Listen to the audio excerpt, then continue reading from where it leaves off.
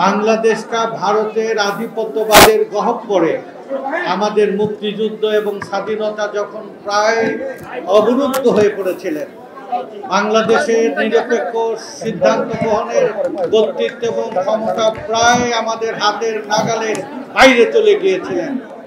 স্বাধীনতাকামী বীর যোদ্ধা এবং বাংলাদেশের মানুষের অধিকার লড়াইয়ের জন্য প্রতিষ্ঠার জন্য যারা মাঠে রণাঙ্গনে লড়াই করেছিলেন, তাদের সম্মিলিত চেষ্টায় বাংলাদেশে ৭ই নভেম্বর স্বাধীনতাকে পুনরুদ্ধার করে বাংলাদেশের সিপাহী জনতার মিলিত এই সংগ্রাম।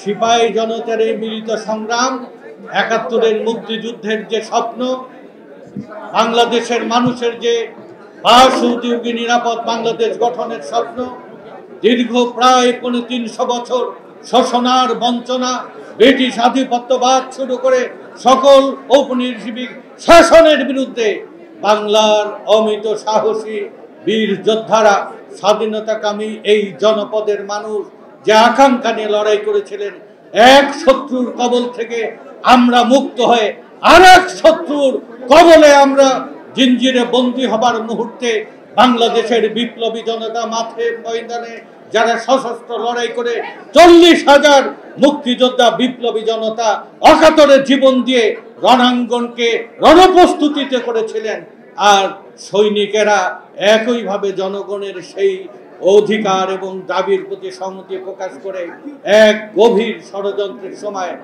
১ আগস্টের ঘটনার পরে ৩রা নভেম্বর, ৪ঠা নভেম্বর, ৫ই নভেম্বর, ৬ই নভেম্বর বাংলাদেশ বিপন্ন হবার এক মুহূর্তে সিপাহীরা বিদ্রোহ করে জনতার সাথে মিলিত হয়ে সিপাহী জনতার এক বিপ্লব সংগঠিত করে, যার নাম ৭ই নভেম্বর।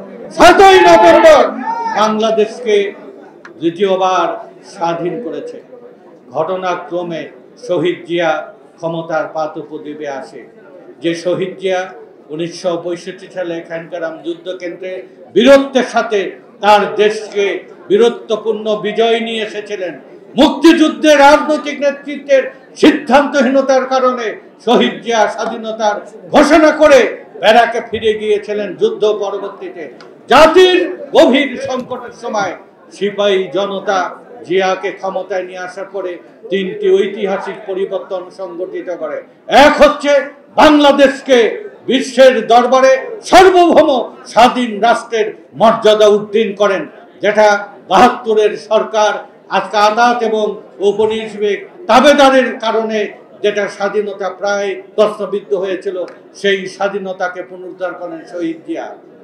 দেশের আভ্যন্তরীণভাবে দেশকে স্বাবলম্বী এবং মানুষের যে মুক্তির স্বপ্ন, লড়াইয়ের যে আকাঙ্ক্ষা, এক শোষণ বঞ্চনা মুক্ত বাংলাদেশ গঠনের জন্য উনি বাংলাদেশের প্রায় ২ কোটি মানুষ যে বাইরে কাজ করে, যে রেমিটেন্সে আমাদের জাতীয় অর্থনীতি টিকে রয়েছেন, এর সূচনা করেন শহীদ জিয়া। বাংলাদেশে বিপ্লব, কৃষি বিপ্লবের পরবর্তীতে দ্বিতীয় পরিবর্তন আসে বস্ত্র বিপ্লব।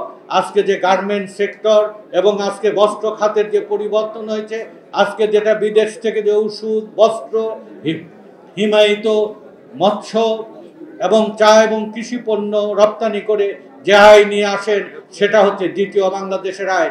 জিয়া গার্মেন্ট সেক্টরের সূচনাই শুধু করেননি, প্রসার করেছেন।